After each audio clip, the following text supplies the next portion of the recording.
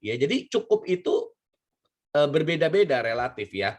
Nah, tapi menurut saya Bapak dan Ibu, banyak orang itu tidak berani ya, tidak berani untuk membuat satu statement bahwa jujur kepada diri sendiri dia ingin hidup lebih baik atau menjadi kaya ketimbang orang lain. Nah, Bapak dan Ibu, menjadi kaya tidak dosa sekali lagi, cuma kita harus tahu bagaimana caranya kita menjadi kaya, bagaimana cara kita mengumpulkan kekayaan kita, dan bagaimana caranya kita menggunakan kekayaan kita. Ya, nah pada pagi hari ini saya akan membahas tentang bagaimana caranya kita bisa mengumpulkan kekayaan kita yang semua orang cari, Bapak dan Ibu. Ya, kita kalau tanya kepada orang yang di pinggir jalan pun ditanya kamu ingin sukses nggak? Pasti jawabannya mau. Ya, gelandangan ditanya mau sukses nggak juga masih mau. Cuman masalahnya nggak ketemu jalannya apa yang harus dilakukan ya. Nah, begitu juga orang yang mungkin sudah sangat-sangat kaya ya. Kalau ditanya masih mau uang lagi nggak? Pasti mau gitu ya. Nggak ada orang yang nolak dikasih uang ya, walaupun dia sudah berkelimpahan. Nah, jadi Bapak dan Ibu, apa sih sebenarnya yang merupakan rahasia ya kita bisa menjadi kaya? Nah, Bapak dan Ibu, saya akan kembali kepada di awalnya ya, di awalnya penciptaan manusia, Bapak dan Ibu. Kita percaya bahwa manusia ini diciptakan oleh Tuhan. Ya, siapa yang percaya kita semua diciptakan Tuhan? Semua percaya ya. Atau ada yang percaya kita ini keturunan monyet? Kalau saya nggak mau dibilang keturunan monyet ya, karena saya adalah ciptaan Tuhan yang paling mulia ya. Saya bukan keturunan si monyet, mungkin yang menciptakan teori tersebutlah yang keturunan monyet ya. Tapi kita percaya semua bahwa kita adalah ciptaan Tuhan yang sangat luar biasa. Nah, sebagai ciptaan Tuhan yang begitu mulia Bapak dan Ibu ya. Mungkin bisa di-mute aja Bu semua. Oke, terima kasih. Nah, mungkin sebagai ciptaan Tuhan ini, ya, pada saat kita pertama kali diciptakan Tuhan, apakah kita disuruh Tuhan untuk mencari uang? Apakah kita diciptakan pertama kali untuk seperti sekarang, ya, berbisnis dan sebagainya? Tidak, Bapak dan Ibu. Ya, pertama kali kita waktu diciptakan Tuhan, ya, Adam dan Hawa, ya, pertama kali waktu mereka diciptakan di Taman Eden, ya, mereka berdua diciptakan itu hanya untuk apa, Bapak dan Ibu? Apa sih tugasnya manusia saat itu? Kok sampai bisa hari ini kita bekerja, ada yang bekerja keras, ya, ada judulnya bekerja keras, mencari nafkah, ada yang nggak cukup lagi hidupnya gitu ya. Kenapa bisa terjadi sampai sedemikian menyimpangnya atau begitu jauh dari pertama kali manusia yang pertama diciptakan di Taman Eden, yaitu Adam dan Hawa. Nah, Bapak dan Ibu harus tahu bahwa Adam dan Hawa diciptakan itu untuk menikmati bumi, Bapak dan Ibu. Untuk menikmati bumi. Tetapi bukan berarti menikmati tanpa satu pekerjaan ya, santai malas-malas gitu, bukan. Tetapi ada perintah yang Tuhan kasih ke Adam khususnya untuk mengelola. Ya, untuk mengelola bumi, mengelola Bapak dan Ibu. Mengelola ini artinya ada yang sesuatu yang harus dikerjakan. Ya, makanya si Adam itu waktu pertama kali dia diciptakan, begitu banyak binatang-binatang, dia namain tuh binatang satu persatu ya, binatang-binatang yang ada di bumi. Oh, ini lewat yang besar, oh ini gajah ya. Terus lewat lagi yang bertaring, oh ini harimau gitu ya. Nah, itu dia semua yang menamakan segala binatang yang ada di bumi ya, termasuk segala pohon-pohon, berapa banyak jenis pohon tuh. Dia mengelilingi Taman Eden yang begitu besar, dia harus menamai semua. Jadi dia ada pekerjaan mengelola dan sebagainya ya, menikmati ciptaan Tuhan dan mengelolanya. Nah, Bapak dan Ibu, sampai akhirnya manusia jatuh ke dalam dosa dan akhirnya dia dibuang dari Taman Eden, sehingga hari ini Tuhan mengutuk bumi dan kita harus berjerih payah untuk bisa menikmati hasil dari apa yang sebenarnya Tuhan sudah sediakan buat kita. Ya, jadi karena pertama kali ada yang bikin dosa, akhirnya manusia itu tidak lagi bisa cuma sekedar hidup santai-santai, ya, menikmati semua, makan gratis, apa semua gratis, harus bekerja keras, ya, harus berkeringat untuk menghasilkan dari tanahnya makanan buat diri dia, ya. Nah, kalau dulu kan semua Tuhan yang sediakan. Nah, berdasarkan cerita ini, Bapak dan Ibu, saya percaya di beberapa kitab suci, baik Anda yang beragama berbeda-beda, mungkin ada cerita tentang penciptaan bumi yang pertama kali dan Adam dan Hawa secara general hampir sama. Nah, saya tidak akan membahas ke areal sana, tapi yang saya akan bahas adalah saat ini, ya. Saat ini tentang rahasia atau prinsip yang tetap Tuhan kasih kepada kita manusia. Apabila kita jalankan prinsip-prinsip ini, ya, apa yang menjadi berkat Tuhan tetap terjadi buat Anda. Ya, jadi tidak peduli Anda mau agamanya apa, tidak peduli Anda mau percayanya siapa, prinsipnya tetap berlaku. Prinsip itu adalah sama seperti halnya Anda melihat hukum-hukum alam, ya. Hukum-hukum alam itu berlaku buat semua orang. Terlepas Anda mau agamanya berbeda, terlepas Anda mau suku apa, golongan apa, ya, Anda punya Tuhan atau Anda ateis sekalipun, hukum alam itu tetap berlaku. Salah satunya adalah gravitasi. Ya, Anda nggak bisa bilang hukum gravitasi hanya berlaku buat orang yang agama tertentu. Hukum gravitasi berlaku buat semua orang. Ya, kita sering lihat kalau misalkan ada peristiwa, ya, sebuah kecelakaan, ya, gravitasi lebih besar daripada gaya dorong, akhirnya membuat benda yang melayang, contoh pesawat terbang, jatuh, ya, ada kerusakan dan sebagainya. Nah, berbagai orang di dalamnya itu adalah berbagai agama, berbagai suku. Ya, semua musibah ya berlaku untuk semua yang ada di dalam pesawat itu. Hukum alam berlaku untuk semua orang. Ya, jadi Bapak dan Ibu, prinsip-prinsip yang hari ini mau saya bahas adalah prinsip-prinsip yang berlaku buat semua orang, terlepas dari apapun agama, suku, golongan Anda. Ya, selama Anda jalankan prinsip ini, kekayaan pasti akan menjadi bagian Anda. Ya, jadi Bapak dan Ibu, hari ini saya akan menggunakan papan tulis, ya. Saya akan ganti dulu layarnya dengan papan tulis.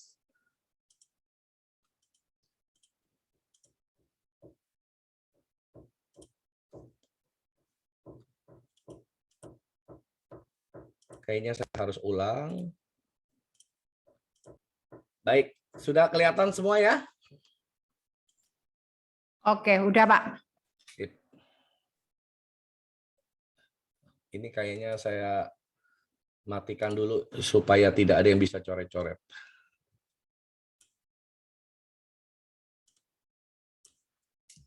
Baik, hari ini kita akan sedikit belajar seperti lagi kuliah ya Bapak Ibu ya. Jadi bukan cuma sekedar santai, tapi ada materi yang mau dibagikan karena ini cukup serius dan ini penting sekali prinsip ini untuk kita tahu bagaimana supaya kita hidup bisa menjadi kaya Bapak dan Ibu ya. Nah, hari ini saya akan membahas mengenai 8 kekuatan. 8 kekuatan. Ya. Kekuatan yang pertama Bapak dan Ibu, yaitu bekerja. Bapak dan Ibu harus tahu bahwa hari ini Tuhan tidak pernah menjanjikan kita untuk kaya. Ya. Anda silakan dari agama yang berbeda, Anda boleh buka kitab suci Anda cari di situ apakah ada Tuhan menjanjikan kekayaan untuk kita. Ya.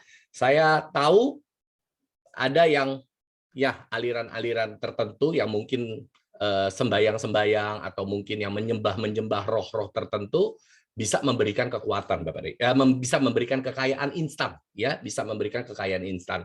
Tetapi pada akhirnya seringkali membawa satu malapetaka, ya. Nah, tetapi itu bukan kekayaan yang kita inginkan. Tetapi ini adalah kekayaan yang benar-benar tidak tergoyahkan. Karena kenapa? Karena kita mendapatkannya dengan cara yang benar, ya. Nah, jadi salah satu kekuatan, dan ini adalah kekuatan yang pertama Bapak dan Ibu, yaitu untuk bekerja. Kesimpulannya, hari ini tidak ada orang kaya itu malas. Ya, tetapi rajin belum tentu kaya. Kenapa? Karena kita hidup sudah di zaman yang berbeda Bapak dan Ibu. Ya, kita sudah hidup di zaman modern, kita sudah hidup di zaman teknologi di mana begitu banyak alat bantu untuk bisa mempercepat pekerjaan kita. Sehingga kita bisa bekerja lebih efektif dan lebih efisien. Ya, salah satunya adalah dengan bisnis yang memang bersifat online. Ya, saat ini kita sudah hidup di dunia era digital. Kita tidak bisa pungkiri Bapak dan Ibu, orang yang bekerja secara offline dengan yang secara online kecepatannya akan berbeda. Nah, jadi kita ini berpacu dengan waktu. Kita harus secara bijak memilih apa yang kita kerjakan. Nah, seperti halnya kita di Atomi, Bapak dan Ibu, sejak adanya pandemi, selama kurun waktu 2 tahun terakhir ini, kita semua dipaksa untuk bergerak secara online. Dan saya pribadi bergabung di Atomi, Atomi sudah online. Dan saya hanya mengerjakan bisnis saya selama pandemik ini 100% cuman melalui Zoom. Dan melalui Zoom itu malah saya bekerja menghasilkan lebih cepat dan lebih banyak daripada waktu dulu saya mengerjakan secara offline. Nah, ini berarti ada suatu shifting ya atau perubahan kecepatan dari dulu offline menjadi online. Pekerjaan saya menjadi lebih efisien, menjadi lebih efektif, menjadi lebih hemat biaya. Kalau dulu saya harus terbang ke sini, harus terbang ke sana, makan tenaga, makan biaya, hasilnya masih lebih besar dengan dilakukan secara online. Nah, jadi Bapak dan Ibu, tetapi walaupun dunia sudah begitu canggih, tetap kalau Anda malas, tidak mau melakukan apapun, Anda tidak akan mendapatkan apa-apa, Bapak dan Ibu. Ya, karena ada tertulis orang yang malas tidak usah makan. Ya, jadi hari ini kalau Anda mau makan, Tuhan saja sudah perintahkan kita untuk bekerja. Ya, karena kenapa? Karena kita bukan lagi tinggal di Taman Eden, Bapak dan Ibu. Kita sudah tinggal di dunia. Tinggal di dunia yang memang kita harus mengupayakan sesuatu dari tanah tempat kita berdiri untuk menghasilkan sesuatu yang untuk kita makan. Berarti kita harus ada yang namanya bekerja. Ya, mengeluarkan tenaga, pikiran, jeripaya, mungkin berkeringat, ya, air mata mungkin kalau di Atomi ya banyak ditolak, ya banyak diejek. Itu kita harus bayar harga itu dalam hal bekerja. Karena kalau kita tidak mau melakukan ini, Bapak dan Ibu, ini kita tidak, Anda mimpilah kalau Anda mau jadi orang kaya. Ya, jadi Anda ingat statement saya ini, orang kaya pasti rajin. Orang rajin belum tentu kaya. Ya, tergantung Anda bagaimana rajinnya. Ya, Ibu Maria Francisca sudah membahas areal itu. Anda bisa nonton YouTube-nya ya dari acara Bu Maria Francisca tentang menempatkan rajin dan malas di tempat yang semestinya ya. Nah, jadi Bapak dan Ibu bekerja. Nah, banyak hari ini orang lupa di dalam mereka bekerja. Pada saat mereka merasakan capek, mereka merasakan kesedihan, ya banyak penolakan, banyak kegagalan. Ingat Bapak dan Ibu, bahwa di situ Tuhan berikan kekuatan. Karena ada satu kekuatan di situ. Ada kekuatan untuk kita bekerja. Makanya Anda sering baca cerita orang sukses, bukannya mereka tidak pernah gagal. Tapi mereka tidak pernah berhenti mencoba. Itu adalah kekuatannya.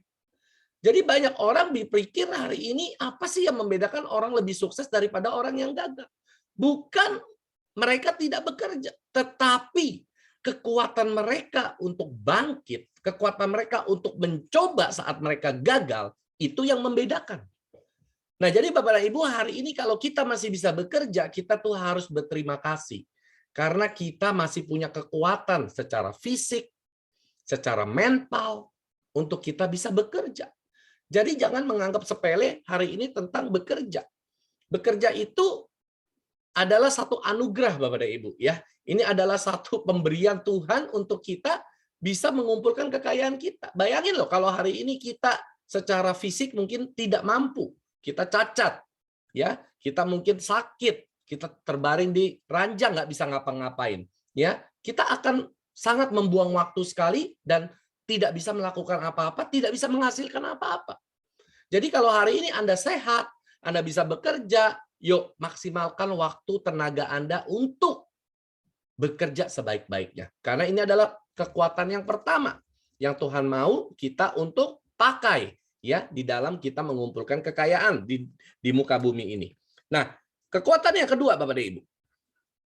Kekuatan yang kedua adalah mengelola. Nah, banyak orang saat mereka bekerja, mereka bisa mengumpulkan kekayaan, ya, mengumpulkan hasil, ya, tetapi mereka tidak bisa mengelola, Bapak dan Ibu. Apa yang terjadi kalau kita tidak bisa mengelola? Seberapa besar pun penghasilan Anda akan habis, ya, bahkan kurang. Terlilit hutang, ya, pinjam sana, pinjam sini. Karena kenapa? Karena dia tidak bisa mengelola, Bapak. Seberapa besar hasil yang Anda dapat itu tidak penting, tetapi seberapa banyak yang Anda bisa simpan itu jauh lebih penting. Ya, jadi banyak orang punya penghasilan 100 juta tetapi tetap miskin. Kenapa? Karena dia pakainya lebih dari 100 juta. Tetapi ada orang yang penghasilan cuma 1 juta tetapi dia bisa menabung. Walaupun cuma menabung 50.000, tetapi dia tetap lebih kaya daripada orang yang penghasilannya 100 juta.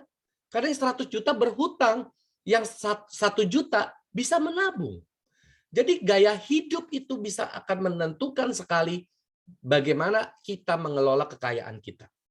Ya, apalagi kita hidup di zaman sekarang Bapak dan Ibu di mana sosial media sangat berdampak buruk sekali ya. Ada dampak positif, juga ada dampak negatif. Ini dampak negatif yang saya cerita dari sosial media membuat orang itu ya zaman sekarang flexing atau pamer bahasa zaman dulu ya, menampilkan kekayaan-kekayaan yang belum tentu sebenarnya seperti itu, tetapi dianggap adalah sebagai suatu tren atau suatu gaya hidup zaman now, ya.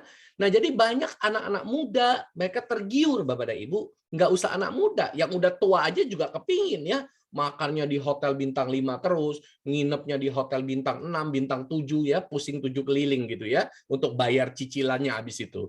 Nah, jadi yang dipamerkan adalah kekayaan, naik mobil-mobil mewah, ya, mungkin naik pesawat juga yang bisnis kelas dan sebagainya. Yang dipamerkan adalah hal-hal seperti itu. Nah, Bapak dan Ibu, kalau kita punya lebih, sangat-sangat berlebih, silakan saja. Saya tidak melarang Anda untuk menikmati hasil yang Anda sudah capai, ya. Tetapi kalau Anda tidak memiliki dan memaksa dan menghabiskan bahkan berhutang untuk menikmati yang tidak semestinya Anda nikmati, itu kebodohan Bapak dan Ibu. Karena rumus daripada kita bisa menjadi kaya, nomor 2 kekuatan ini adalah kekuatan kita mengelola apa yang kita dapat. Ya, mungkin peribahasa sudah mengatakan besar pasak daripada tiang. Kita sudah tahu akan hal ini. Tetapi seberapa banyak orang yang menghidupi peribahasa ini? Atau cuma mengetahui peribahasa ini tapi tidak pernah menghidupi. Nah, Bapak dan Ibu, kita coba belajar untuk bisa mengelola hasil yang kita dapat. Bapak dan Ibu, di Atomi kita menikmati hasil. Ya, bagi Anda yang di awal mungkin Anda menikmati yang namanya general commission, walaupun mungkin cuma 290.000 ataupun 870.000. Tidak ada masalah berapa yang Anda terima. Tetapi ini sedang melatih Anda untuk bagaimana Anda bisa mengelola hasil yang Anda mulai terima dari bisnis Anda. Ya, ada orang bisa mengelola itu dan bisa akhirnya menggunakan produk. Ya, akhirnya dari tidak mampu membeli satu produk di awalnya sampai akhirnya bisa mencoba bermacam-macam produk. Karena kenapa? Karena dia bisa mengelola hasil yang dia dapat. Tapi ada juga orang yang sudah bahkan menerima penghasilan dari Atomi besar, tetapi bahkan tidak memiliki apa-apa. Karena kenapa? Selalu habis untuk bayar biaya hidup, ya, kebutuhan hidup, mungkin bukan kebutuhan hidup, keinginan hidup. Membeli barang-barang yang tidak semestinya dia beli dulu. Ganti handphone, ya, ganti mobil. Kalau Anda sudah pencapaiannya sangat-sangat tinggi, it's okay, nggak ada masalah. Tetapi kalau di awal Anda memaksa ya untuk menukar sesuatu barang yang tidak semestinya, ya, ada satu pelajaran yang saya belajar dari sebuah buku yang saya dulu pernah baca, ya, tentang barang-barang mewah. Sebelum Anda melakukan pembelian, tanya sama diri kita, seberapa pentingnya barang ini buat kita? Apakah hidup kita terganggu atau tidak kalau dengan tidak adanya barang ini? Kalau jawabannya semua tidak, jangan beli. Karena itu adalah pasti bukan kebutuhan. Itu cuma keinginan kita, Bapak dan Ibu. Nah, jadi adalah kekuatan yang kedua adalah bagaimana kita bisa mengelola. Ini yang paling menyebabkan orang tidak bisa kaya. Bapak dan Ibu, ini bicara nanti ya, bicara mengenai kapasitas. Jadi 8 kekuatan ini kita belajar untuk meningkatkan kapasitas kita, kemampuan kita. Ya, tapi saya akan tidak bahas ke sana dulu. Tetapi ini adalah penyebab utama kenapa banyak orang tidak bisa kaya, yaitu tidak bisa mengelola. Ya, bukan tidak dapat penghasilan, bukan dia tidak bekerja. Orang ini rajin bekerja, penghasilannya besar, tapi kenapa tetap miskin? Karena dia tidak bisa mengelola. Dia tidak mengerti, dia tidak belajar bagaimana cara memanage uang dia, memanage kekayaan dia, ya. Oke, poin yang ketiga, kekuatan yang ketiga adalah memberi. Mungkin Anda bingung ya, kok memberi masuk ke dalam kekuatan untuk menjadi kaya? Bapak dan Ibu, kita harus tahu prinsip yang Tuhan berikan kepada kita. Berilah maka engkau akan menerima. Ya, jadi hari ini orang yang bisa memberi itu adalah orang yang berkelebihan. Saya sering ngomong waktu di awal ditanya, Pak Ken nggak pernah takut ya memberikan pengalamannya, memberikan ilmunya, memberikan knowledge-nya kepada orang lain. Ya, banyak grup yang takut berbagi tentang apa yang mereka tahu, takut orang lain lebih pintar, takut orang lain lebih sukses. Bapak dan Ibu, orang yang masih kikir, pelit di dalam membagi, berarti orang ini miskin, Bapak dan Ibu. Orang yang sudah kaya, yang sudah berkelimpahan, tidak pernah takut untuk memberi. Karena dia tahu, dia tidak akan berkekurangan, Bapak dan Ibu. Ya, jadi kalau kita mau lebih kaya dari hari ini, belajar untuk memberi.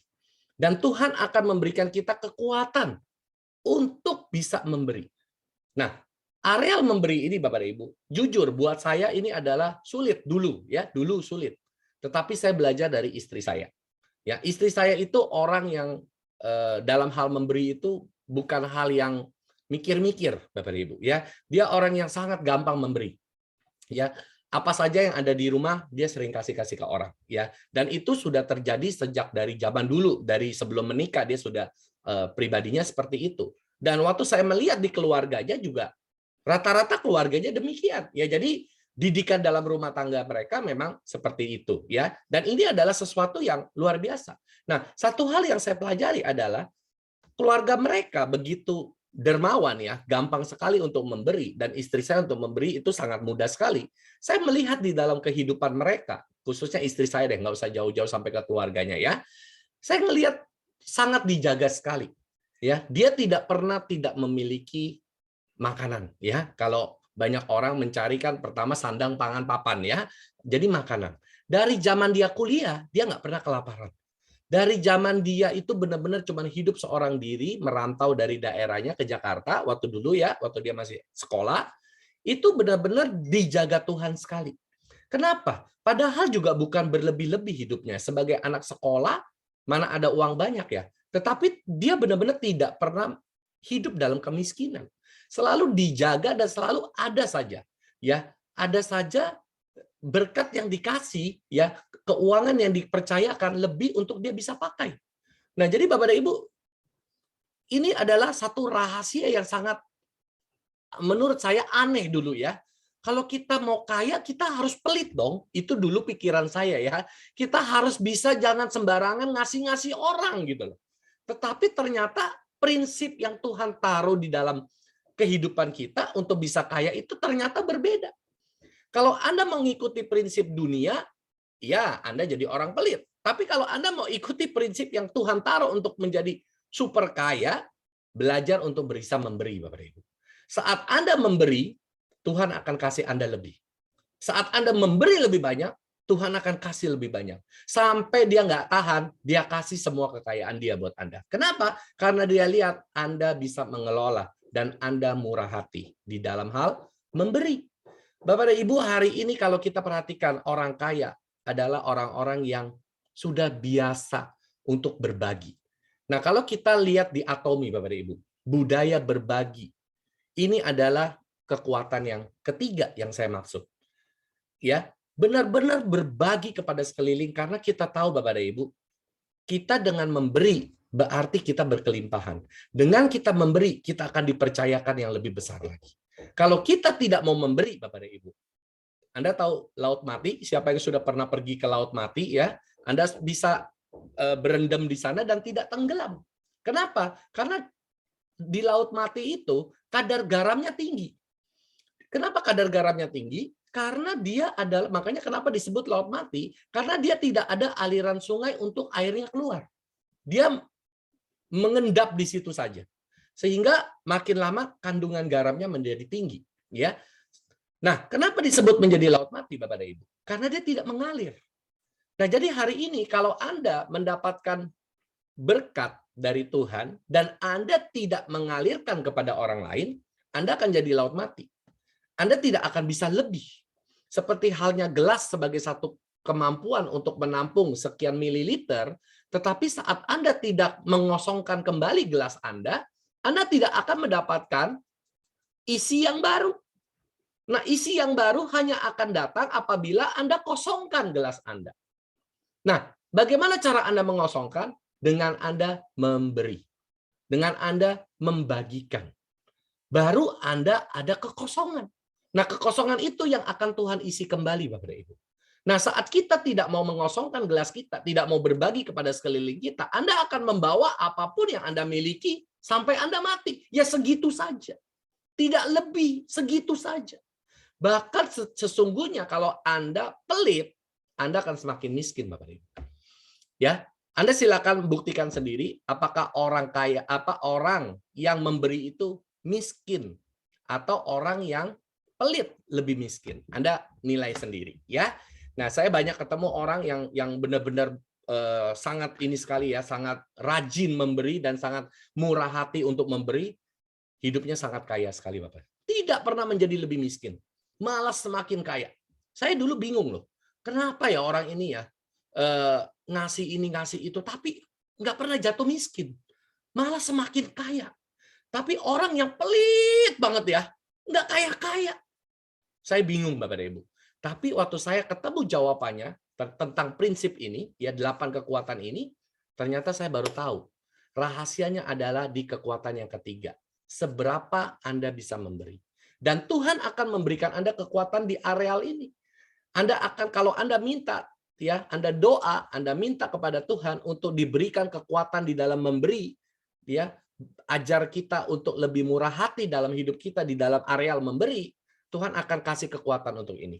Ya, pertama Anda akan memberikan sedikit ya, mungkin cuma 10.000, 20.000, 50.000, sampai lama-lama Anda bisa memberikan nilai jutaan. Ya, bahkan tidak menutup kemungkinan puluhan juta dan ratusan juta. Anda tidak akan merasa berat untuk memberikan uang Anda untuk menolong orang. Ya, tetapi harus dilatih dari yang kecil. Jangan berpikir bahwa wow, langsung saya kasih 10 juta ke orang ya, bantu orang 10 juta, 100 juta. Tidak langsung segampang itu, Bapak dan Ibu. Yang namanya melatih kekuatan kita itu step by step. Dari sedikit-sedikit, dari yang kecil dulu. Tidak ada yang namanya kita kalau pergi nge-gym, fitness, langsung angkat beban yang 100 kilo. Pecah semua otot kita. Kita nggak akan mampu langsung mengangkat beban yang berat. Kita harus memulainya dari yang kecil. Ya, mungkin dari beban yang 10 kilo, 20 kilo, dan seterusnya sampai satu saat yang 100 kilo kita sudah nggak merasa berat lagi. Nah, begitu juga dengan kekuatan dalam memberi. Kita harus belajar dari memberi yang kecil dulu nilainya, ya, sampai akhirnya nanti menjadi yang besar. Nah, jadi Bapak dan Ibu, ini adalah kekuatan yang ketiga. Kekuatan yang keempat adalah mengucap syukur. Nah, Bapak dan Ibu, siapa yang hari ini hidupnya sering mengeluh? Nah, mengeluh ya atau komplain. Ayo, pokoknya ada aja yang Anda nggak puas. Dapat General Commission 290.000, cuman dapat segini. Dapat 870.000, bisa beli apa sih cuman segini. Sudah capai sales master pun, mastership bonus cuman segini ya. Tidak ada puasnya, Bapak dan Ibu. Kita lupa untuk mengucap syukur, kita lupa akan kondisi sebelum kita mengenal Atomi. Sebelum kita mendapatkan itu semua, kita lupa dari mana kita berasal. Mungkin saat itu kita lagi kesusahan, uang 100.000 itu besar nilainya. Tapi pada saat kita menerima yang jutaan, kita masih saja menganggap tidak cukup. Kita lupa kita datang dari mana asal kita, Bapak dan Ibu. Makanya hari ini Bapak dan Ibu, belajarlah untuk mengucap syukur seberapapun yang kita dapat. Bukan hidup menerima ya. Ini saya bukan bicara tentang hidup yang nerimo. Nerimonya gaya orang Jawa ya. Ya pokoknya alon-alon asal kelakon, ya wis nerima aja gitu ya. Bukan itu. Tetapi Anda sudah ada poin-poin yang di atasnya. Anda bekerja, Anda mengelola, Anda menabur, memberi. Dan berapapun yang Tuhan kasih yang dipercayakan kepada Anda ngucap syukur. Nah, Itu yang membedakan daripada yang nerimonya gaya yang biasa kita sering dengar.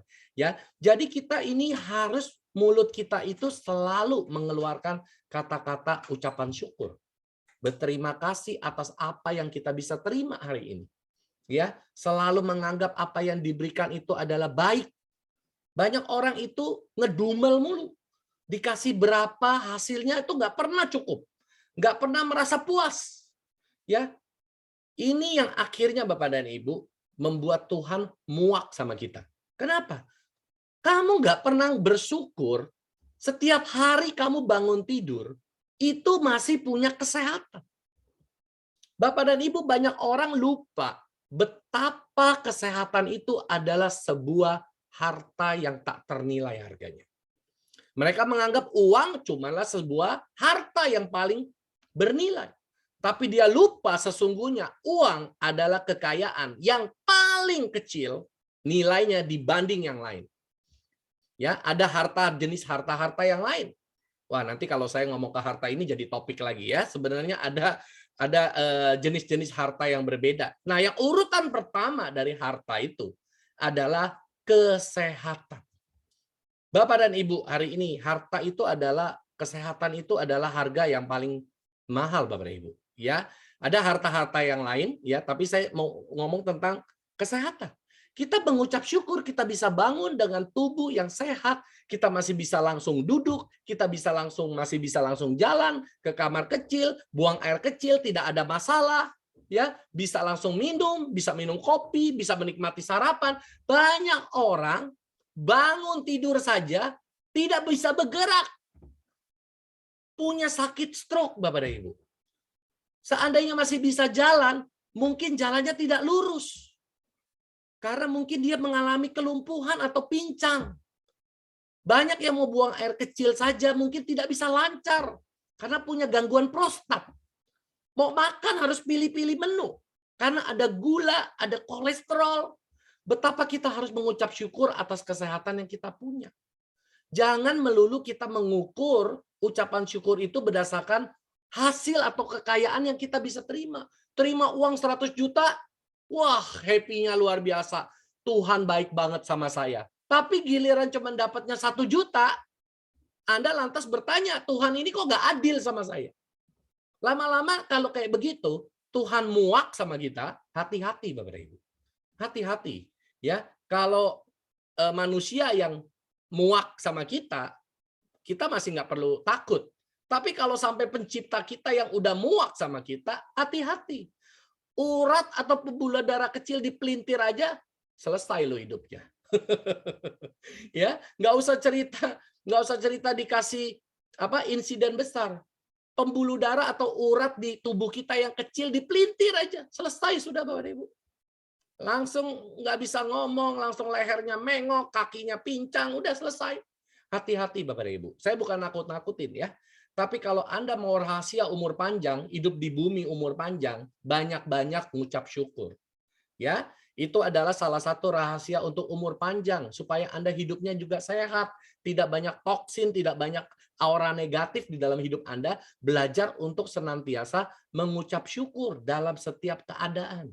Bukan hanya senang, tetapi dalam keadaan susah pun Anda tetap bisa mengucap syukur. Buat sampai Tuhan itu nggak tega lihat kita. Ini orang kok hidupnya udah susah, tapi masih bisa ngucap syukur. Tuhan nggak tega. Dia akan cari cara untuk memberikan kekayaan dia kepada Anda. Bikin sampai Tuhan kita tuh nggak tega sama kita.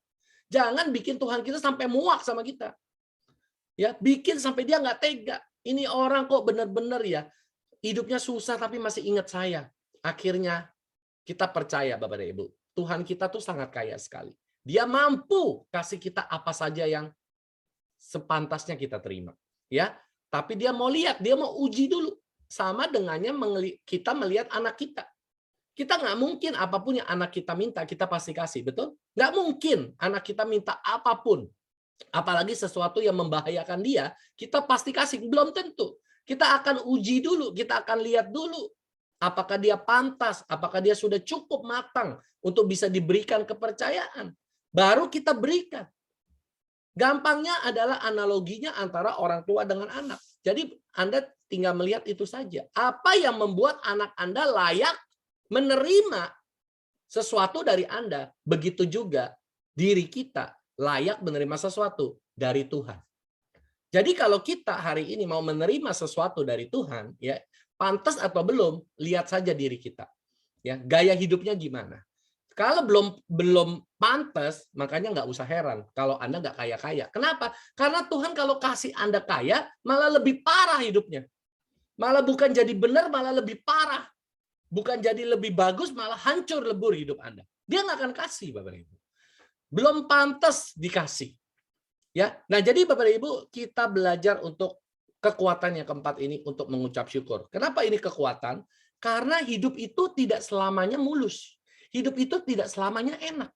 Ada lembah-lembah, ada pada saat kita turun, itu benar-benar ujian kita. Nah, di dalam ujian ini, ya kekuatan keempat ini yang diuji, Bapak Ibu. Apakah kita masih bisa mengucap syukur, masih bisa ingat Tuhan, masih bisa berdoa atau tidak? Ini adalah momen di mana Tuhan menguji kita. Saat ujian ini lewat, Bapak dan Ibu, hadiah besar menanti buat Anda. Ya, ingat, hadiah selalu datang setelah ujian. Ya, sama ya dengan saya pin ini ya. Ini pin baru ya. Ini Bu Rini ngomong pin, saya jelasin dia. Ini dapat setelah lolos ujian. Ini hadiah. Ya, ini bukan tujuan, ini adalah hadiah dari ujian yang kita lewati. Ya, contoh menjadi ASM, ujiannya 12 kali. Harus memenuhi kriterianya. Setelah lulus ujian, hadiah dikirim, hadiah dikasih. Jadi Anda nggak usah pikirkan hadiahnya, karena hadiah sudah pasti. Tapi ujiannya, pikirkan ujiannya. Lulus dulu dari ujiannya. Hadiahnya nggak usah dipikir. Karena udah pasti. Kaya itu sudah pasti kalau Anda sudah lulus ujiannya. Jadi jangan ngejar kayanya. Karena kekayaan semakin dikejar semakin menjauh, Bapak Ibu. Semakin Anda bukan mengejar kekayaan, malah dia datang menghampiri Anda. Jangan terbalik.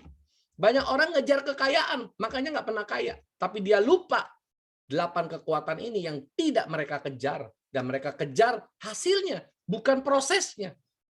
Bukan ujiannya yang mereka mau lewati. Makanya saya bilang kekuatan.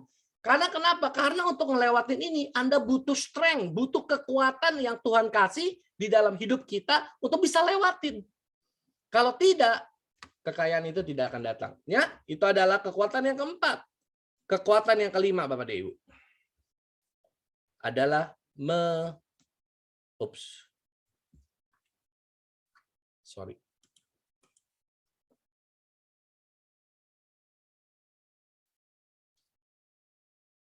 Pen saya mulai lagi. Sorry ya, sebentar. Kumat pennya kumat. Ini terlalu excited ya. Oke, kekuatan yang kelima adalah mengandalkan Tuhan. Bapak dan Ibu, hari ini di zaman-zaman sekarang banyak orang alergi ya. Alergi kalau kita ngomong Tuhan. Tapi sesungguhnya Bapak dan Ibu, saat kita mendekati ajal, nama Tuhanlah yang kita sebut. Jadi saya tidak mau alergi bicara tentang Tuhan. Tetapi saya bicara tentang Tuhan secara general. Karena masing-masing kita punya agama dan kepercayaan masing-masing.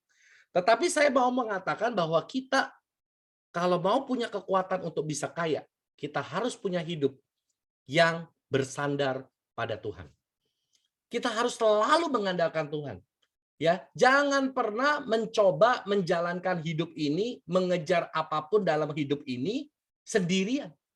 Karena Anda akan tersesat, Bapak Ibu. Khususnya di atomi, ya, khususnya di atomi. Anda harus benar-benar mengandalkan Tuhan. Bapak dan Ibu, saya selama proses perjalanan di atomi, saya belum ada 1 tahun di atomi. Dan kenapa saya bisa melakukan begitu banyak hal yang mungkin menurut beberapa dari Anda ini luar biasa, ya. Ini hal yang prestasi yang sangat-sangat sulit untuk bisa disamai, ya, bukannya tidak bisa tapi sulit, ya. Jawaban saya cuma satu, karena saya berjalan bersama Tuhan, karena saya benar-benar mengandalkan Tuhan, karena Tuhan yang bukakan semua pintu untuk saya dan saya tinggal jalan saja, Bapak dan Ibu. Bukan karena saya hebat, ya, bukan karena saya hebat, Bapak dan Ibu, Banyak orang pikir Pak Ken hebat. No. Saya cuma nurut aja apa yang sudah Tuhan suruh saya lakukan, itu aja. Saya cuma nurut doang, ya. Jadi Bapak dan Ibu, hidup kita itu akan lebih ringan kalau kita berjalan bersama dan kita selalu mengandalkan Tuhan. Ya, tapi bukan berarti gini ya, menjadikan Tuhan alasan untuk kita tidak bergerak. Maaf ya, banyak orang yang sok rohani. Dikit-dikit tanya Tuhan, dikit-dikit tanya Tuhan. Padahal tidak mau ngapa-ngapain. Ya, padahal tidak mau action. Tapi dia bilang gini, bentar ya, saya doakan dulu. Bentar ya, saya tanya Tuhan dulu. Masa iya cuman milih warna putih atau hitam aja tanya Tuhan, itu kan hal yang konyol Bapak dan Ibu, ya. Jadi tidak usah sok-sok rohani lah begitu ya. Ada hal-hal yang perlu Anda tanya Tuhan, ada yang perlu Anda tanya diri Anda sendiri. Nggak usah tanya nggak usah pakai tanya Tuhan. Tuhan udah terlalu sibuk ya nanya menjawabin pertanyaan yang cere-cere buat apa? Ingat loh, siapa yang selalu bertanya?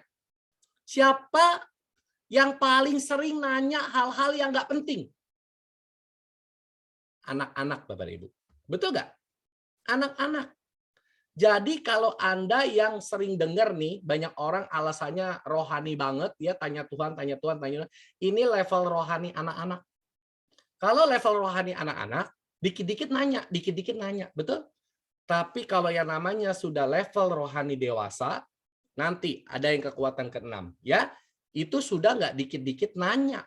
Dan selalu pakai dalihnya, doakan dulu, nanya Tuhan dulu. Aduh, saya dengar ini bulu kuduk berdiri. Kenapa? Ngeri banget. Dia udah seperti malaikat ngomongnya gitu ya. Jadi udah deh, nggak usah terlalu pakai alasan yang terlalu lebay gitu ya.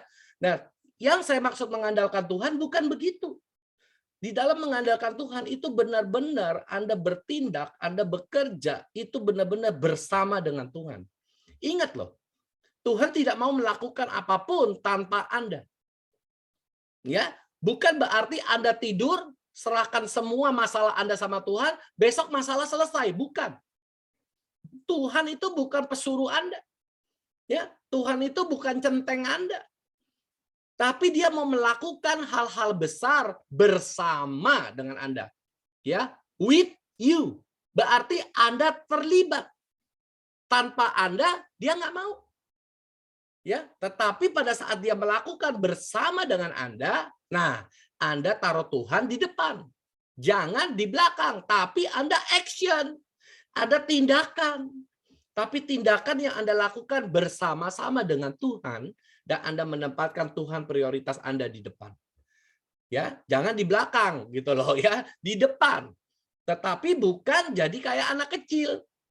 Gitu loh ya. Nah, jadi Bapak Ibu, banyak orang lupa ya kekuatan dari doa, ya kekuatan dari mengandalkan Tuhan ini. Mereka lupa. Ya mereka bekerja sangat rajin, ya mereka pintar, mereka sangat dermawan, tapi seringkali hidupnya nggak mengandalkan Tuhan. Akhirnya apa Bapak Ibu? Akhirnya hidupnya menyimpang. Ya, masuk ke dalam ya dunia malam, narkoba dan sebagainya. Kenapa? Karena buat dia hidup nggak ada Tuhannya. Ya, Tuhannya adalah uang. Dia bisa kaya, tetapi uang itu membuat dia menjadi rusak. Ingat baik-baik statement saya Bapak dan Ibu. Uang adalah pelayan yang baik, tetapi tuan yang jahat. Ya, saya ulang saya lagi. Uang adalah pelayan yang baik, tetapi tuan yang jahat. Jadi hari ini Bapak dan Ibu, jangan jadikan uang Anda sebagai tuan Anda, your master. Kalau Anda menjadikan uang sebagai yang didewa-dewakan, Anda akan dijadikan hamba uang, Bapak Ibu. Anda akan diperbudak oleh uang. Anda akan benar-benar hidupnya cuma fokusnya uang saja. Tapi kalau Anda bisa menggunakan uang sebagai pelayan, your servant, ya pelayan Anda, uang ini akan bekerja dan membantu Anda semakin kaya. Ya, karena uang itu adalah pelayan yang baik. Anda bisa menggunakan uang itu untuk apa? Membantu orang. Anda bisa gunakan untuk apa? Memberi kepada orang-orang yang susah, orang-orang yang membutuhkan. Anda bisa menggunakan untuk apa? Investasi. Anda bisa gunakan untuk membangun bisnis Anda. Sebagai pelayan, Anda menggunakan uang. Makanya kenapa kita perlu kaya. Ya, Jangan kita hari ini merasa tabu untuk bicara, aduh terlalu naif lah kalau kita mau kaya. Karena kita tahu kita kenapa mau kaya. Kita tahu kekayaan kita untuk apa. Karena kita mau jadikan kekayaan kita sebagai pelayan kita. Bukan menjadi tuannya kita. Tuhan tetap menjadi tuan kita, uang adalah pelayan kita. Kita akan menyuruh uang kita bekerja untuk membantu ya orang-orang di sekeliling kita. Nah, ini adalah penempatan kekayaan yang benar. Jangan kita jadikan kekayaan di atas segala-galanya yang kita kejar. Bukan itu, ya. Nah, kekuatan yang keenam, Bapak dan Ibu. Kekuatan yang keenam adalah ini yang tadi saya bilang. Hikmat. Atau kalau orang pada umumnya bilang kebijaksanaan, ya. Tetapi hikmat sesungguhnya lebih besar daripada cuma sekedar kebijaksanaan. Ya, hikmat adalah Anda bisa mengerti apa yang Tuhan mau dalam hidup Anda sehingga Anda bisa memilih, memutuskan, melakukan yang benar. Ya, jadi ini lebih daripada sekedar wisdom. Ya, dan ini hanya bisa datang saat Anda hidup mengandalkan Tuhan. Saya tidak bisa hari ini bilang kalau Anda tidak punya Tuhan, Anda punya hikmat. Nggak bisa. Ya, ini nomor 5 dan nomor 6 sangat berhubungan erat sekali.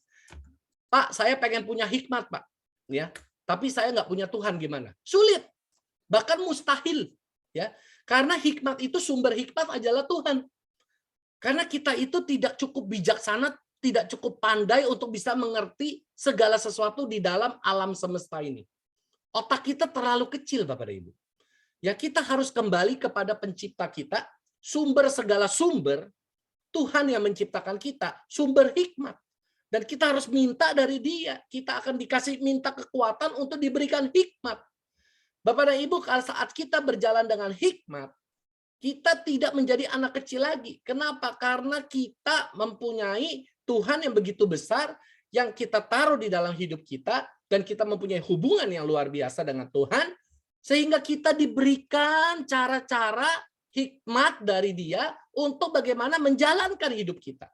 Sehingga kita tidak selalu salah jalan. Nah, banyak orang kalau menjalani hidupnya nggak pakai hikmat, sering salah jalan. Jadi kalau Anda sering lihat orang salah buat keputusan, ketipu lah, kena bohong lah, hilang uang lah, ya, miskin berkali-kali lah, karena hidupnya tidak pernah mengandalkan Tuhan sehingga tidak mempunyai hikmat dan menjadikan menjadikan uang sebagai tuannya, mengejar kekayaan sehingga tergiur dengan tawaran-tawaran iming-iming yang ada, kejeblos dan jatuh bangkrut. Ya, jadi Bapak dan Ibu, hari ini kita harus memiliki hikmat dulu. Hikmat untuk memilih apa keputusan yang harus kita lakukan terhadap apa yang datang kepada kita. Apakah itu masalah? Apakah itu mungkin ujian yang datang kepada kita? Apakah itu mungkin satu iming-iming tawaran-tawaran yang datang kepada kita? Kita harus punya hikmat untuk bisa memutuskan apa yang benar. Nah, seringkali di dalam grup ya, di dalam bisnis kita di Atomi, di dalam grup ini keputusan-keputusan yang kita harus pilih itu banyak. Masalah-masalah yang terjadi juga banyak. Nah, sebagai pemimpin kalau tidak mempunyai hikmat, Bapak dan Ibu, kita akan sering sekali mengambil keputusan yang salah dan berujung pada hasil yang fatal. Nah, jadi Bapak dan Ibu, kita itu minta kekuatan hikmat ini untuk bisa melakukan bagian kita dengan baik. Supaya kita bisa menjadi pemimpin yang luar biasa. Sehingga kita bisa bekerja dengan maksimal. Sehingga kita bisa mengelola apa yang dipercayakan ini dengan maksimal. Sehingga kita bisa menghasilkan kekayaan juga buat kita, ya. Nah, karena itu untuk hikmat. Ya, mungkin kalau Anda tahu ya, Raja Salomo ya, atau King Solomon, film-film di Hollywood sering banget ya bikin cerita tentang Raja Salomo ya, King Solomon ya, tentang mencari kotanya yang hilang karena kotanya penuh dengan emas dan sebagainya. Nah, memang sejarah mencatat bahwa kerajaan Salomo ini atau Solomon ini adalah kerajaan yang terkaya sepanjang masa. Sampai hari ini nggak akan ada kerajaan yang lebih kaya. Kekayaannya luar biasa sekali. Tetapi waktu suatu saat Tuhan bertanya sama Raja Salomo, apa yang kamu inginkan? Dia nggak minta lebih kaya. Dia tidak minta kerajaannya lebih besar lagi. Dia cuma minta satu dari Tuhan, yaitu hikmat. Bapak dan Ibu, ini satu pelajaran waktu saya baca tentang perikop ini, saya baca betapa Raja Salomo itu luar biasa sekali, udah sangat kaya, memiliki semuanya, tapi dia nggak minta untuk lebih kaya. Dia minta hikmat sebagai hadiah. Ya, wah itu luar biasa sekali. Nah, waktu saya mendalami tentang hikmat, ini lebih daripada sekedar wisdom, ya. Tetapi ini berbicara mengenai kedekatan hubungan kita dengan Tuhan, sehingga kita bisa mengetahui apa yang merupakan rencana Tuhan dalam hidup kita, dan kita bisa melakukan pilihan-pilihan dan keputusan-keputusan secara benar. Nah, jadi kita nggak buang waktu, karena apapun yang kita lakukan pasti tepat sasaran. Nah, itu yang kita inginkan, betul nggak Bapak dan Ibu? Ya, siapa yang nggak mau ngajak satu orang langsung ini pasti jadi Imperial Master? Semua mau ya. Nah, itu butuh hikmat Bapak dan Ibu ya.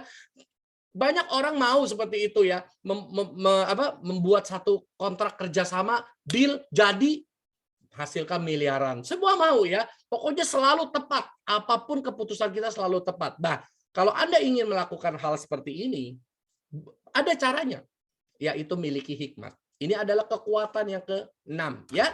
Jadi kalau Anda bisa mempunyai hikmat ya, ini Anda akan hemat banyak waktu ya. Oke, kekuatan yang ke-7 di sini sajalah. Ya. Kekuatan yang ke-7 adalah berkata-kata. Kok berkata-kata juga kekuatan, Pak? Ya, oke. Nah, banyak orang, Bapak dan Ibu, kata-katanya itu tidak positif. Kata-katanya selalu negatif. Kita tahu ya, kata-kata adalah apa? Doa. Dan doa itu bisa jadi kenyataan. Makanya selalulah berhati-hati di dalam memilih kata-kata. Selalu perkatakan hal-hal yang positif. Selalu perkatakan hal-hal yang baik. Perkatakan harapan-harapan yang baik. Ya, Bapak dan Ibu, dulu saya waktu muda ya, saya bandel ya. Saya pergaulan saya kurang baik. Dan kata-kata yang saya pakai pasti kata-kata juga yang tidak baik. Dan hidup saya bukan semakin baik, semakin tidak baik. Ya, nah sewaktu saya kenal dunia network marketing, saya diajari oleh upline saya untuk selalu berkata-kata secara positif, ya, selalu berkata-kata tentang hal yang baik, ya, tidak boleh omong yang sembarangan. Nah, Bapak dan Ibu, dari sana saya belajar. Nah, semakin saya belajar untuk memperkatakan hal-hal yang baik, semakin kehidupan saya menjadi lebih baik. Nah, ini adalah satu kekuatan saat kita di dalam bekerja, di dalam mengumpulkan kekayaan kita. Di dalam proses perjalanan kita, ya seperti tadi saya bilang, Anda tidak serta-merta langsung kaya mendadak. Ada proses. Makanya di Atomi saya sangat senang, semua kekayaan itu datang dengan proses.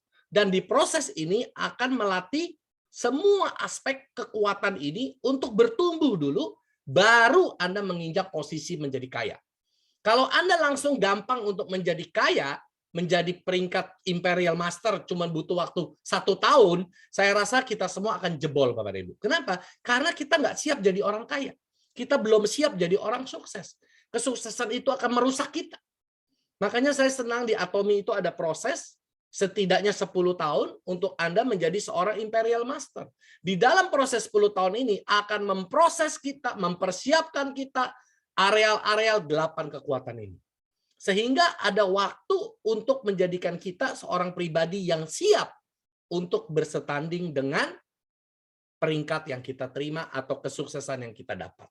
Nah, jadi kita belajar untuk berkata-kata.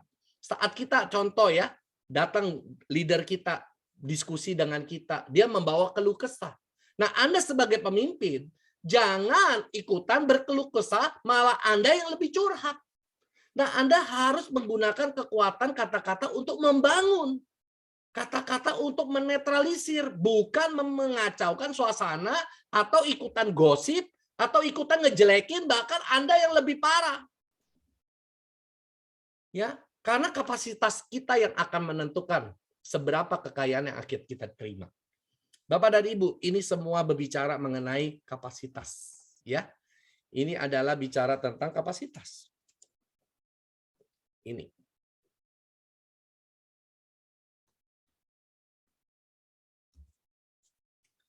Jadi seberapa kapasitas Anda bisa diberikan dan diberikan kepercayaan, Tergantung dari Anda bagaimana melatih kekuatan ini.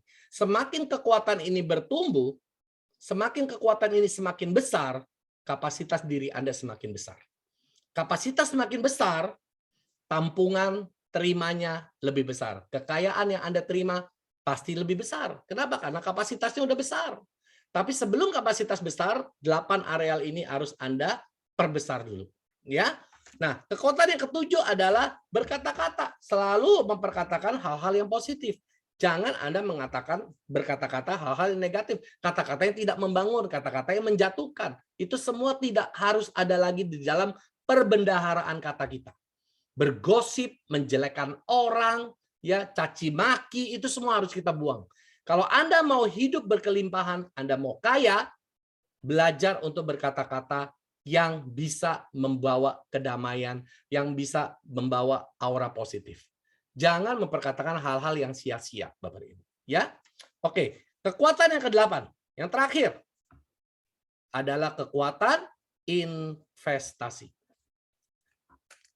Ya, orang yang bisa kaya dan semakin kaya adalah ngerti hukum investasi. Bapak dan Ibu, kekuatan yang ke-8 inilah yang sering disalahgunakan di zaman-zaman sekarang. Ya, dan membuat banyak orang tergiur dengan investasi-investasi bodong. Ya, yang bersifat jalan pintas, ya, shortcut, jalan pintas untuk cepat kaya. Dan siapa yang banyak terjebak? Anak-anak muda. Kenapa? Karena anak-anak muda ingin cepat kaya. Anak-anak muda ingin jalan pintas, jalan gampang untuk menjadi kaya. Dan tergiur dengan kata-kata yang namanya financial freedom. Pengen sukses di usia muda. Ini semua adalah pembohongan besar, Bapak dan Ibu. Ya, karena kenapa? Karena kalau Anda mau kaya, ingat Tuhan aja sudah kasih yang kekuatan pertama adalah bekerja. Jadi anak muda banyak yang tidak mau melewati proses yang 7 ini, langsung mau yang ke-8, investasi dan kaya. Pada saat contoh ya, dia dapat kekayaannya, dia dapat hasilnya. Bisa bikin lebih baik? Apa yang terjadi? Masuk penjara ya. Kenapa? Karena dia tidak bisa, ya belum siap, kapasitasnya belum siap. Dapat secara mendadak, ya. Secara gampang, langsung mendadak kaya. Kapasitasnya nggak siap. Pecah, Bapak dan Ibu. Pecah. Kalau sudah pecah, akhirnya rusak diri sendiri. Nah, Bapak dan Ibu, untuk bisa belajar kekuatan investasi, itu Anda benar-benar harus belajar 7 kekuatan yang lain dulu. Sehingga Anda bisa tepat memilih investasi apa yang tepat. Tetapi ingat, kekayaan Anda hanya bisa berkembang saat Anda mengerti hukum investasi. Dan di dalam hukum investasi selalu ada tingkatan risiko, ya. Anda harus ingat ini ya, tidak ada investasi tanpa risiko, baik yang kecil, yang sedang maupun yang tinggi, ya. Hukum investasi demikian. Jadi kalau Anda mau hasilnya kecil, risikonya kecil. Hasilnya sedang, risikonya sedang, ya. Hasil besar, risiko besar, ya. Nah, ini saya nggak bisa tentukan. Karena itu harus disesuaikan dengan tipikal orang yang berbeda-beda. Tetapi jangan pernah melakukan investasi sebelum Anda mempunyai fondasi atau bisnis yang kuat. Sumber penghasilan Anda belum jelas, sudah main investasi. Ini bodoh, Bapak Dewi. Pasti orang yang berinvestasi itu tidak menggunakan seluruh uang dia. Kalau Anda punya penghasilan 10 juta, 10 jutanya Anda taruh di investasi, sampai Anda makan aja susah, itu orang paling bodoh, Bapak Ibu. Anda itu orang paling bodoh. Anda tidak boleh menginvestasikan, bahkan menggunakan dana panas, ya, uang yang untuk kebutuhan hidup sehari-hari, Anda pakai untuk masuk investasi, itu bodoh. Belum punya rumah, beli tanah. Katanya buat apa? Buat investasi. Rumah aja nggak punya. Sekarang aja masih ngontrak, masih ngekos, tapi beli tanah buat investasi. Kan aneh, Bapak dan Ibu. Ya, banyak orang seperti ini. Ya, tidak punya tempat tinggal, tapi beli sesuatu aset untuk investasi katanya. Tidak, hidup aja belum lebih baik, tapi sudah mikir investasi. Yang benar adalah baikin dulu hidup kamu, lancarin dulu sumber pendapatan kamu, amankan dulu itu, baru pikir investasi. Nah, jadi ini semua proses pembelajaran secara bertahap. Tidak bisa langsung serta-merta, ya itu ya kenapa banyak anak muda terjebak dan tertipu, karena selalu diiming-imingi dengan apa? Dengan sukses di usia muda, bisa financial freedom, dan caranya mudah, nggak perlu ngapa-ngapain. Tinggal taruh uang, uang beranak, uang bekerja buat Anda. Aduh, saya bilang ya, kalau di zaman sekarang ini penipuan-penipuan seperti itu banyak sekali. Nah, jadi Bapak dan Ibu hari ini ya, kedelapan investasi ini, kedelapan kekuatan ini adalah untuk memperbesar kapasitas kita. Ya, adalah untuk memperbesar kapasitas kita. Jadi saat Anda belajar 8 kekuatan ini, kapasitas Anda semakin besar, ya. Ini untuk apa Bapak dan Ibu? Kapasitas semakin besar. Untuk melahirkan kekuatan, strength.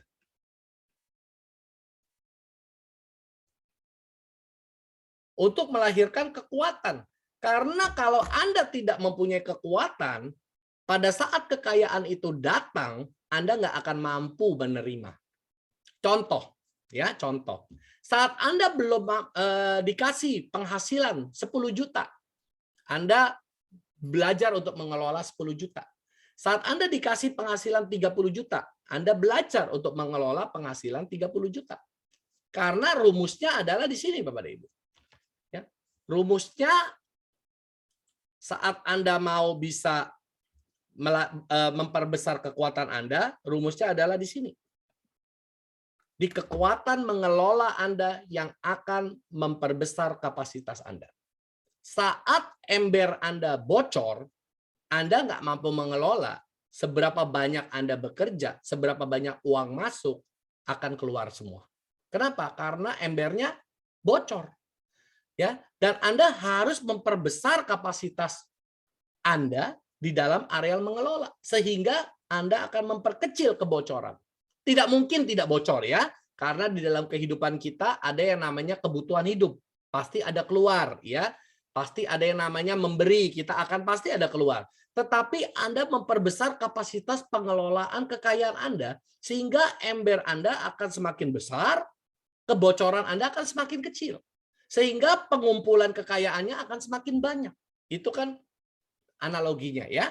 Nah, jadi pada saat Anda menerima 50 juta, Anda sudah mampu menerima 50 juta. Coba dibayangkan ya, kalau orang yang mendadak terima 1 miliar.